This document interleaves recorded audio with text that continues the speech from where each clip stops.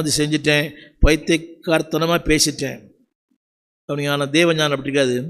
நீங்கள் எதை செஞ்சாலும் அதை கர்த்தர் அங்கீகரிப்பார். நீங்கள் எதை பேசினாலும் அதை கர்த்தர் அங்கீகரிப்பார். உங்கள் செயல்கள் தேவனால் அங்கீகரிக்கப்படும். தேவ ஞானம் பெற்றுடைய செயல்கள் தேவனால் அங்கீகரிக்கப்படும். ட்ரை பண்ணி பாருங்கள். தேவ ஞானத்தை பெற்று ஒரு காரியம் செய்யுங்களேன், வெற்றி கிடைக்கும், வாழ்வு கிடைக்கும், அதில் ஒரு மகத்தான ஒரு வல்லமை கிடைக்கும். திரும்ப சொல்லுகிறேன், wisdom of God always acts.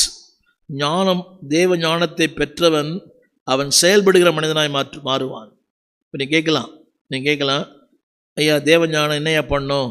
இல்லைங்க, உங்களை உலகத்திலே, உறவுகளிலே, வீடுகளிலே, தொழிற்சாலையிலே உங்களை செயல்படுத்துகிற மனிதனாய் மாற்றும். அதுதான் சொல்லுகிறேன், செயல்.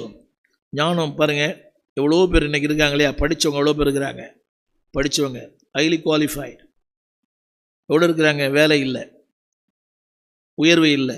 நேற்று நான் ஒரு ஆட்டோவில் வந்தேன். இது எல்லாம் அடிக்கடி நீங்கள் கேட்டிருப்பீங்க.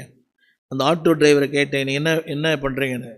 நான் மெக்கானிக்கல் இன்ஜினியர் அப்படின்னாரு. Mechanical engineer. நான் குற்றப்படுத்தவில்லை இந்த தொழிலையே. ஆனால் ஞானம் கவனிங்க, உங்களை உயர்ந்த இடத்துக்கு கொண்டு போகும். அது உலக அறிவு, அது உலக அறிவு நல்லது தான். அவர் படித்திருக்கிறார், பிரயாசப்பட்டிருக்கிறார், உழைத்திருக்கிறார், பட்டம் பெற்றிருக்கிறார். ஆனால் அந்த படிப்புக்கேற்ற உயர்வு இல்லையே. ஆனால் இதை படித்து பாருங்கள், உயர்வு உண்டு, வாழ்வு உண்டு, மேன்மை உண்டு, அந்தஸ்து உண்டு, அங்கீகாரம் உண்டு. ஞானம் என்ன செய்யும்? உங்களை செயல்படுகிற மனிதனாய் மாற்றும். இன்னைக்கு ஏன் சபையில் பாட்டு பாட முடியல?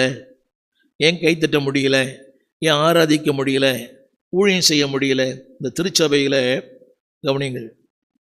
ஒரு போதரோடு பேசி கொண்டிருந்தேன். 20,000 பேர் இருக்கிறாங்க சபையில். அவர் சொல்கிறாரு, ஊழியத்துக்கு 50 பேரோட வர்றதில்லை, ஜபன்னு சொன்னால் யாரும் வர்றதில்லை. 20,000 பேர் இருக்கிற ஒரு சபை. அப்படி யோசித்து பாருங்க. என்ன தெரியுமா? உலக பிரகாரமான அறிவு இருக்கிறது. பணம் சம்பாதிக்கணும், வீடு வாங்கணும், பெரிய ஆளாகணும், வெளிநாட்டுக்கு போகணும், சம்பளம் வாங்கணும், அது நல்லது. ஆனால் தேவ ஞானம் தேவனுக்கேற்ற காரியங்களை செய்ய வைக்கும். இப்படி சொன்னால் புரியும். தேவ ஞானம் தேவனுடைய காரியங்களில் உங்களை ஈடுபாடு படுத்தும். இந்த திருச்சபையில் எத்தனை பேர் வேலை செய்கிறாங்க? வேலை செய்கிறவர் தான் செய்கிறார், வருகிறார், போகிறார்.